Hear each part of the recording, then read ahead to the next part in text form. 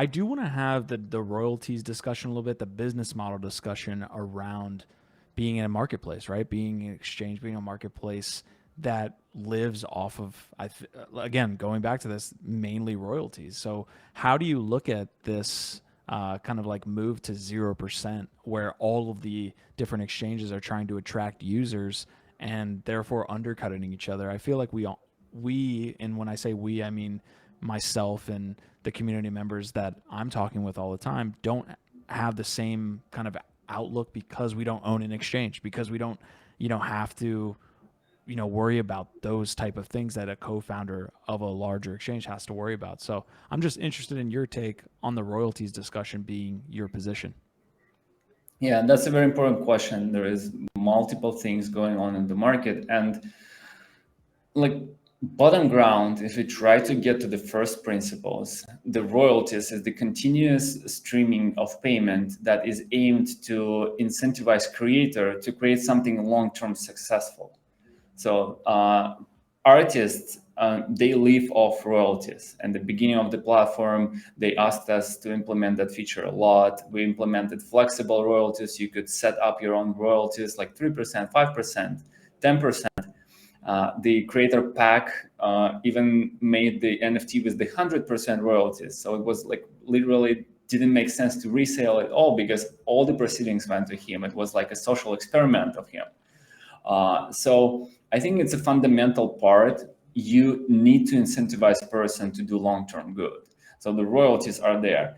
If there is, some of the collections can decide that, we don't want to have royalties. We will find another way to long-term benefit ourselves. We will launch derivatives every month or every year. We will retain some parts, but like there should be this process when something of the value created goes back to the creator. From the exchange perspective, why people are going to this like zero royalties, because royalties cannot be enforced on chain. You can just transfer an item to another wallet and you wouldn't pay royalties on that. And so you can organize an OTC sale of something and don't pay royalties. So some platforms arise that don't pay royalties as a marketplaces. And then you, as the owner of the exchange, like Magic Eden of today, for example, you face this challenge that there is another platform which doesn't pay royalties, which is frankly just like a better way to trade. You don't lose money. There is more velocity. There is more people trading. There are better prices because you don't need to account for royalties when you resell something.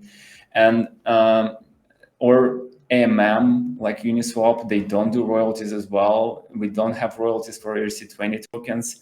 So as a platform, you face the challenge like, whether do I go for like an easy route of not paying royalties, or do I stand for the creators and maybe lose something? So far, we've taken the decision that we're keeping the royalties, and that would be really good for the creators. If the whole space would say, okay, royalties was a bad experiment, there needs to be another way to monetize for creators, let's all thresh out royalties, we would do that with the market. But so far, we've taken that position that we respect them. Yo, it's NiftyQ. I hope you enjoyed that short clip from my interview. Each week, I'm sitting down with some of the best founders in the industry to help you on your journey in NFTs and Web3. All the links to the podcast are in the description. Hope to see you there.